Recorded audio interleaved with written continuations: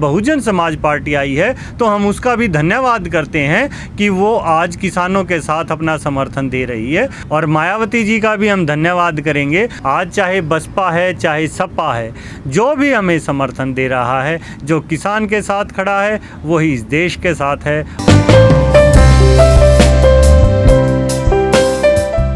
किसान है, क्या रुख अपना रहे हैं बीएसपी की तरफ आने वाले चुनाव में? हाँ, ये ज़रूर है। आज जो किसान के साथ खड़ा है वही देश के साथ खड़ा है। चाहे आप बहुजन समाज पार्टी कहें, सपा कहें, लोकदल कहें, जितनी भी पार्टियां, कांग्रेस कहें, विपक्षी दल हैं, सभी विपक्षी दलों को अब एक साथ आगे आकर लड़ना पड़ेगा। क्योंकि जो तानाशाह की सरकार है उसमें जो लोकतांत्रिक प्रक्रिया में विश्वास रखने वाले लोग हैं वो आएंगे। हाँ, जिन्होंने 40 रुपये बढ़ाए, सम्मान करेंगे हम, क्यों नहीं करेंगे। और इस हिंदू मुस्लिम और इस लड़ाई को भारत पाकिस्तान को कोई अलग से डिफेंड करेगा तो वो किसान करेगा, क्योंकि किसान जो है वो भाईचारा बनाता है। किसान एक है, हिंदू किसान, मुस्लिम किसान, सिख किसान, ईसाई सब आपस में भाई भाई।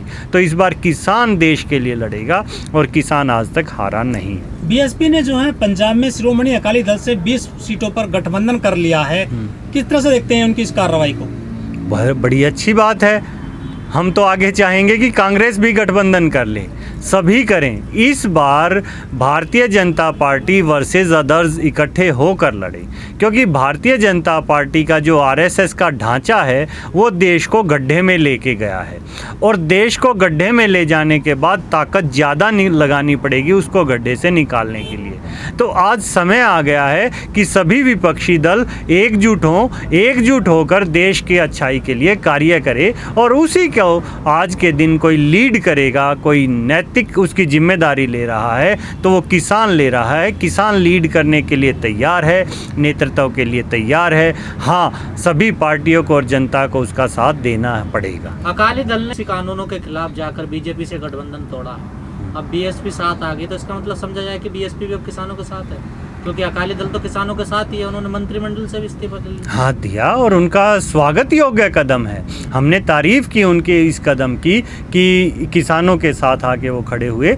और बहुजन समाज पार्टी आई है तो हम उसका भी धन्यवाद करते हैं कि वो आज किसानों के साथ अपना समर्थन दे रही है। और किसानों को जो भी अपना समर्थन देगा उसके लिए हम बहुत बहुत आभारी हैं, क्योंकि लड़ना है तो वो सरकार के खिलाफ नहीं, सिर्फ दो तानाशाह और कुछ पूंजीवादियों के खिलाफ ये लड़ाई है, और जो अब हमें मिलकर ही लड़नी और जीतनी पड़ेगी। तो जो पार्टियां किसानों का साथ देने की उन्हें सफलता मिलेगी आने वाले चुनाव में? बिल्कुल मिलेगी।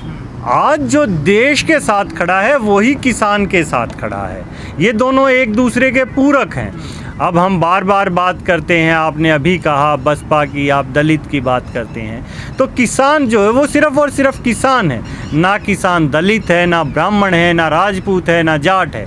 किसान किसान है। और आज इस देश का किसान एकजुट हुआ है, और वो जो एकजुट होकर मुट्ठी की ताकत होती है वो ताकत बहुत ही भयंकर होती है, जो इस सरकार को गिराने का काम करेगी, इस सरकार को नेस्तना नाबूद करेगी। राकेश टिकैत जी ने कहा कि मायावती ने अच्छे काम किए हैं, किसानों के लिए 2 बार 39 रुपये बढ़ाए, प्रशासन उनका अच्छा रहा। आपने भी अब नीला गमछा डाल लिया हरे की बजाय, तो क्या लग रहा है? नहीं, ये तो गमछा तो किसी साथी ने दिया है, कोई ऐसी नहीं, लेकिन ये हमारे साथी ही हैं। दलित भी हमारे साथी हैं, सभी भाई भाई हैं, क्योंकि सभी किसान हैं। और मायावती जी का भी हम धन्यवाद करेंगे। और आपको ये भी बता दूं कि सबसे ज़्यादा आज तक किसी ने किया था तो लोकदल के चौधरी चरण सिंह जी ने किया था, 5 रुपये से 15 रुपये। कोई 200% से ज़्यादा अगर गन्ने का भाव बढ़ाया था तो चौधरी चरण सिंह जी ने बढ़ाया था, लोकदल ने बढ़ाया था।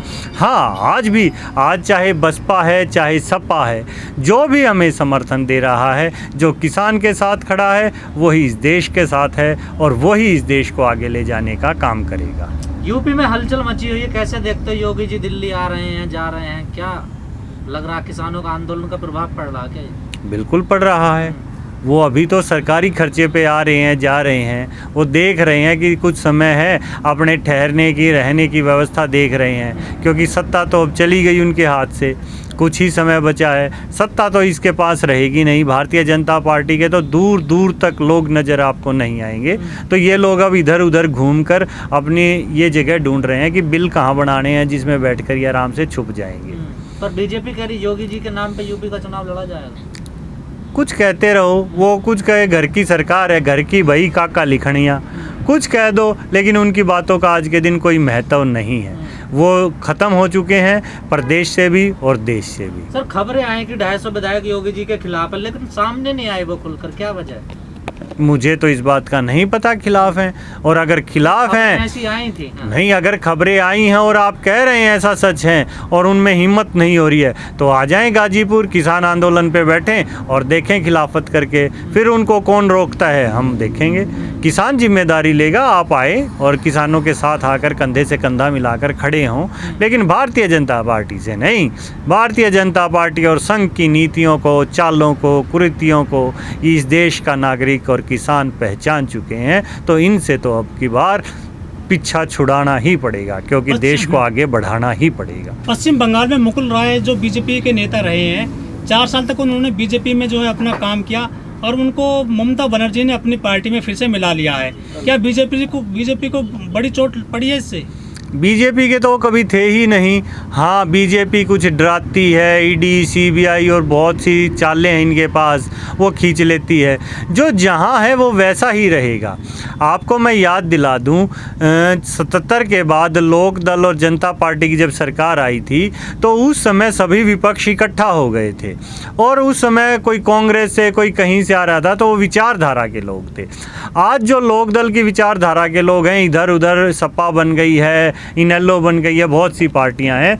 अब ये सभी पार्टियां इकट्ठी होकर अपनी विचारधारा की लड़ाई लड़ेंगी, और विचारधारा की लड़ाई से ही इन तानाशाहों को हराया जा सकता है, और वो इस बार जरूर किसान हराएगा। हुड्डा जी, आपको नहीं लगता लोक दल को, राष्ट्रीय लोक दल को एक साथ आ जाना चाहिए? आपने तो जो मैं कहा उसी को रिपीट कर दिया। मैं तो कह रहा हूँ कि आपने कहा बसपा को, अकाली इनको, कांग्रेस को, सभी विपक्ष को इकट्ठा आ जाना चाहिए, क्योंकि भारतीय जनता पार्टी ने देश को जात पात के आधार पर बांटकर, धर्म के आधार पर बांटकर गड्ढे में ढकेल चुकी है।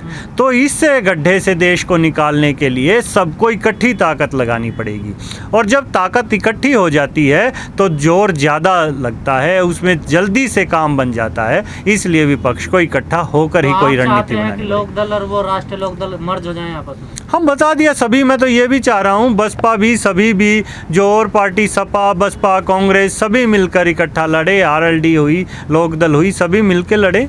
मिलकर लड़ने से विजय भी प्राप्त होगी और इन तानाशाहों से मुक्ति भी मिलेगी। सब पश्चिम बंगाल में मुलाकात हुई ममता बनर्जी से, राकेश टिकैत जी थी, कैसे देखना उस मुलाकात? बस किसान अपनी ताकत बढ़ा रहा है। किसान दिल्ली से लेकर पश्चिम बंगाल तक जा रहा है। तो एक तो चीज़ आप देख ही चुके हैं, अमृतसर से और बंगाल एक कोना तो पूरा हो ही चुका है। धीरे धीरे सभी विपक्ष को हम इकट्ठा करने की कवायद है, और इस देश की राजनीति को बचाने की, इस देश की आर्थिक व्यवस्था को बचाने की, कृषि को बचाने की, शिक्षा को बचाने की, स्वास्थ्य को बचाने की जिम्मेदारी किसी न किसी को लेनी पड़ेगी। किसान नेता अब दूसरे काम में ज्यादा लग गए, अपने मुद्दे को भूलकर किसान कानूनों की बातों को नहीं, किस काम में इकट्ठा करना, विपक्ष मजबूत बनाना, हाँ तो सरकार को हराना, इन चीजों में बिल्कुल बिल्कुल विपक्ष को इकट्ठा करेंगे तभी तो सरकार बनेगी। आज किसान को परेशान सरकार ने कर रखा है। किसान इकट्ठा होगा तो वो सरकार बनाएगा, और वो देश के लिए कार्य करेगा। किसके लिए करेगा? 112 करोड़ से ज़्यादा तो हिंदुस्तान में किसान हैं, तो किसान ही उत्तर प्रदेश का मुख्यमंत्री बनेगा, और किसान या किसान का बेटा ही इस देश का प्रधानमंत्री बनेगा।